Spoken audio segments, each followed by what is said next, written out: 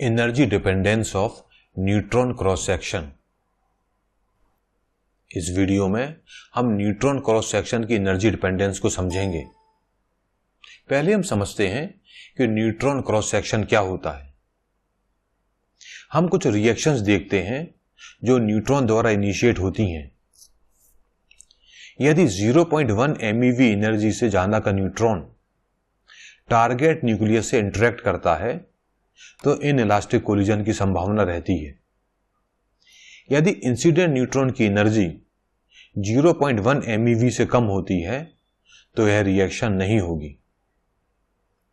यदि neutron target nucleus से interact करने के बाद बाउंस ऑफ हो जाता है, वापस आ जाता है, तो यह इलास्टिक स्कैटरिंग होती है।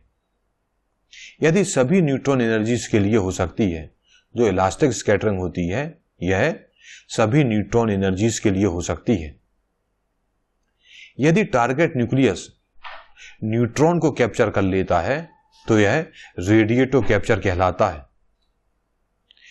न्यूट्रॉन्स फिजन रिएक्शन को भी इनिशिएट करते हैं। स्लो न्यूट्रॉन्स के केस में रेडिएटिव कैप्चर और फिजन रिएक्शन की प्रोबेबिलिटी ज्यादा रहती है और इन दोनों में फिजन रिएक्शन होने की संभावना ज्यादा होगी। अतः कुछ रिएक्शंस होने की ज्यादा प्रोबेबिलिटी रहती है। कुछ रिएक्शंस कुछ न्यूक्लियस के साथ दूसरों की तुलना में अधिक प्रोबेबल होती हैं या न्यूट्रॉन की डिफरेंट एनर्जीज के साथ दूसरों की तुलना में अधिक प्रोबेबल होंगी। चूंकि यह रिएक्शंस इस बात पर निर्भर करती हैं कि न्यूट्रॉन टारगेट न्यूक्लियस से इंटरेक्ट करेगा, अतः रिएक्शंस होने की प्रोबेबिलिटी को टारगेट न्यूक्लियस के एरिया से मेजर किया जा सकता है। इसे न्यूट्रॉन क्रॉस सेक्शन कहते हैं। Neutron cross section target nucleus के नेचर पर तो डिपेंड करेगा ही, उसके एरिया पे भी डिपेंड कर रहा है, टारगेट न्यूक्लियस के नेचर पे भी डिपेंड कर रहा है, साथ ही इंटरेक्टिंग न्यूट्रॉन्स की एनर्जी पर भी डिपेंड करेगा।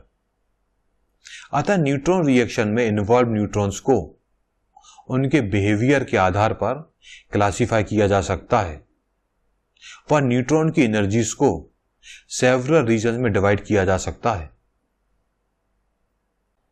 यह रीजन्स हो सकते हैं: पहला, high energy region. Incident neutron की एनर्जी 10 MeV से 0.1 MeV के बीच हो। इन न्यूट्रॉन्स को फास्ट न्यूट्रॉन्स कहेंगे। दूसरा है इंटरमीडिएट रीजन। इंसिडेंट न्यूट्रॉन्स की एनर्जी 0.1 MeV से 1000 इलेक्ट्रॉन वोल्ट के बीच हो। इन न्यूट्रॉन्स को इंटरमीडिएट न्यूट्रॉन कहेंगे। तीसरा है एपिथर्मल रीजन। इंसिडेंट न्यूट्रॉन्स की एनर्जी 1000 इलेक्ट्रॉन वोल्ट से 1 इलेक्ट्रॉन वोल्ट के बीच हो। इन न्यूट्रॉन्स को एपिथर्मल न्यूट्रॉन्स कहते हैं। चौथा है थर्मल रीजन। इंसिडेंट न्यूट्रॉन्स की एनर्जी 1 इलेक्ट्रॉन वोल्ट या इससे कम हो। इन न्यूट्रॉन्स को स्लो न्यूट्रॉन्स या थर्मल न्यूट्रॉन्स कहते हैं। अब इस क्लासिफिकेशन का यूज करते हुए हम डिफरेंट न्यूट्रॉन क्रॉस सेक्शन को समझते हैं। पहला है फास्ट न्यूट्रॉन्स। फास्ट न्यूट्रॉन्स के केस में न्यूट्रॉन न्यूट्रॉन रिएक्शन की प्रोबेबिलिटी सबसे ज्यादा रहेगी। Scattering cross section sigma x के कंपैरिजन में एब्जॉर्प्शन क्रॉस सेक्शन सिग्मा ए कम होगा। Scattering cross section sigma S के कंपैरिजन में एब्जॉर्प्शन क्रॉस सेक्शन सिग्मा ए कम होगा। अतः हम कह सकते हैं sigma A is less than sigma S. Total cross section करीब करीब स्कैटरिंग क्रॉस सेक्शन के कारण ही होगा। टोटल क्रॉस सेक्शन अब करीब करीब स्कैटरिंग क्रॉस सेक्शन के कारण ही होगा। तो sigma T is equal to sigma S is equal to 2 pi R square होगा। मीडियम और हैवी न्यूक्लियस के केस में टोटल क्रॉस सेक्शन होगा sigma T is equal to 0.125 A raise to the power 2/3, जहां ए न्यूक्लियस का mass number है। अब हम इंटरमीडिएट न्यूट्रॉन्स को देखते हैं। इस रीजन में भी न्यूट्रॉन न्यूट्रॉन रिएक्शन होने की प्रोबेबिलिटी ज्यादा रहेगी। स्कैटरिंग क्रॉस सेक्शन ही टोटल रिएक्शन क्रॉस सेक्शन का प्रमुख कंपोनेंट होगा। स्कैटरिंग रिएक्शन क्रॉस सेक्शन 1 बार के करीब होगी व रेडिएटिव कैप्चर क्रॉस सेक्शन करीब करीब 1 मिली बार होगा। स्कैटरिंग रिएक्शन क्रॉस सेक्शन करीब करीब 1 बार होगा और रेडिएटिव कैप्चर क्रॉस सेक्शन करीब करीब 1 मिली बार के आसपास होगा। अब हम देखते हैं एपिथर्मल न्यूट्रॉन्स। इस एनर्जी रीजन को रेजोनेंस रीजन भी कहते हैं। इस रीजन में कंपाउंड न्यूक्लियस फॉर्म होता है व रेजोनेंस पीक्स भी मिलती हैं। यहां न्यूट्रॉन्स द्वारा दी गई एनर्जी कंपाउंड न्यूक्लियस की एक्साइटेड एनर्जी के करीब होती है। इस रीजन में रेजोनेंस पीक्स न्यूट्रॉन्स की वेलोसिटी के रेसिप्रोकल होती हैं। डिफरेंट न्यूक्लियस के लिए रेजोनेंस पीक्स वेरी करती हैं। किसी न्यूक्लियस के लिए टोटल क्रॉस सेक्शन व इंसिडेंट एपिथर्मल न्यूट्रॉन के बीच जो ग्राफ है वह आप स्क्रीन पर देख रहे हैं।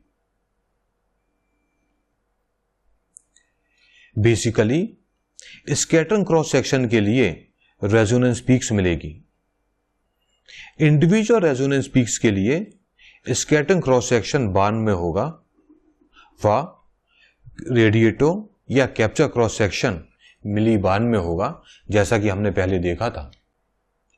रेजोनेंसेस के बीच में total cross section sigma T होगा, तो sigma T is equal to 4 pi R square होगा, जो कि फास्ट न्यूट्रॉन्स के क्रॉस सेक्शन का डबल या दुगना होगा। रेजोनेंस रीजन में रेडिएटिव कैप्चर को ब्रीड-विग्नर फॉर्मूला से निकाल सकते हैं। रेजोनेंस रीजन में जो रेडिएटिव कैप्चर होता है उसको ब्रीड-विग्नर फॉर्मूले से निकाला जा सकता है। ब्रीड-विग्नर फॉर्मूला आप स्क्रीन पर देख रहे हैं। यह ब्रीड-विग्नर फॉर्मूला उस स्थिति के लिए बहुत अच्छा है जब रेजोनेंस पीक्स वेल सेपरेटेड हों व उनमें किसी भी तरह की ओवरलैपिंग ना हो। इस फॉर्मूले में लैम्डा इंसिडेंट न्यूट्रॉन की डी ब्रॉगली वेवलेंथ है व गामा रेजोनेंस की विड्थ है। यह विड्थ रेजोनेंस लेवल की जो हाफ लेंथ होता है उस पर नापा जाता है, जैसा कि आप स्क्रीन पर देख रहे हैं। गामा एन एन रिएक्शंस के लिए पार्शियल लेवल विड्थ है व gamma gamma N gamma reaction के लिए पार्शियल लेवल विड्थ है और सिग्मा एन व सिग्मा गामा इन रिएक्शन में होने वाली प्रोबेबिलिटी बताती।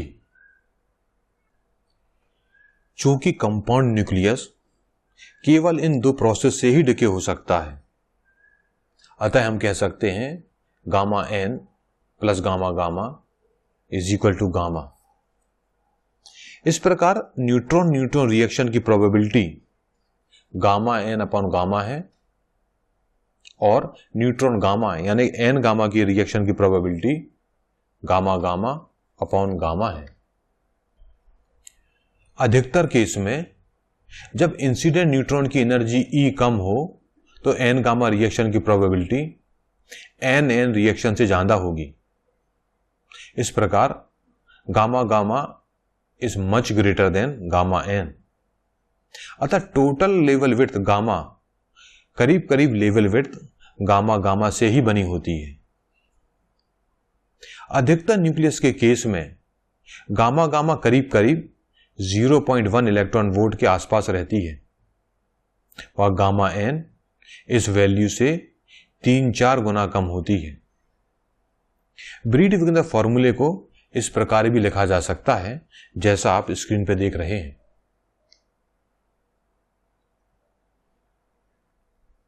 जब E is equal to E0 हो, यानी कि रेजोनेंस की एनर्जी E0 व रेजोनेंस के नेबरहुड की एनर्जी E एक दूसरे के बराबर हो, तो sigma 0 resonance capture cross section की वैल्यू मैक्सिमम होगी। उस केस में sigma 0 resonance capture cross section की वैल्यू मैक्सिमम होगी। न्यूट्रॉन एब्जॉर्प्शन रेजोनेंस का बहुत बढ़िया एग्जाम्पल कैडमियम न्यूक्लियस है। जहां इंसिडेंट न्यूट्रॉन की एनर्जी 0.18 इलेक्ट्रॉन वोल्ट के लिए कैडमियम का क्रॉस सेक्शन 7200 बार्न होता है। ब्रॉड रेजोनेंस यानी कि जब gamma much greater than E-E0 हो तो ब्रीड-विग्नर जो इक्वेशन होगी, जो ब्रीड-विग्नर फार्मूला होगा, वह आप स्क्रीन पर देख रहे हैं। यह इक्वेशन बताती है कि radiative capture cross section slow neutrons के लिए इनवर्सली प्रोपोर्शनल होता है। रेडिएटिव कैप्चर क्रॉस सेक्शन उन न्यूट्रॉन्स के लिए जिनकी वेलोसिटी कम है, स्लो न्यूट्रॉन्स के लिए इनवर्सली प्रोपोर्शनल होता है। लाइट न्यूक्लियाई के केस में रेजोनेंसेस ब्रॉड होते हैं, वह एक दूसरे से वेल सेपरेटेड होते हैं। अतः condition gamma much greater than E-E0 satisfy होती है। वह यहां भी radiative capture cross section neutron की वेलोसिटी के इनवर्सली प्रोपोर्शनल होता है। अब हम देखते हैं thermal neutrons. Thermal energy region में स्कैटरिंग क्रॉस सेक्शन काफी तेजी से बढ़ता है जब हम लाइटर न्यूक्लियस से हैवियर न्यूक्लियस की तरफ जाते हैं। यह 16 बार्न से 10 बार्न के नीचे तक वेरी करता है। Radiative capture cross section sigma C 1/V rule को फॉलो करता है। हालांकि थर्मल रीजन में रेजोनेंस पीक्स नहीं मिलती, फिर भी ब्रीड-विग्नर फॉर्मूले को अप्लाई किया जा सकता है। E0 की वैल्यू के लिए नियरेस्ट रेजोनेंस की वैल्यू ली जाती है। इस वीडियो में हमने न्यूट्रॉन रिएक्शन क्रॉस सेक्शन के एनर्जी डिपेंडेंस को समझा। यदि आपके कोई डाउट है या क्लैरिफिकेशन है तो आप स्क्रीन पर दिख रहे मेल के थ्रू कांटेक्ट कर सकते हैं। फिर जिसके दूसरे वीडियो देखने के लिए स्क्रीन पर दिख रही वेबसाइट पर विजिट करें। थैंक यू, धन्यवाद।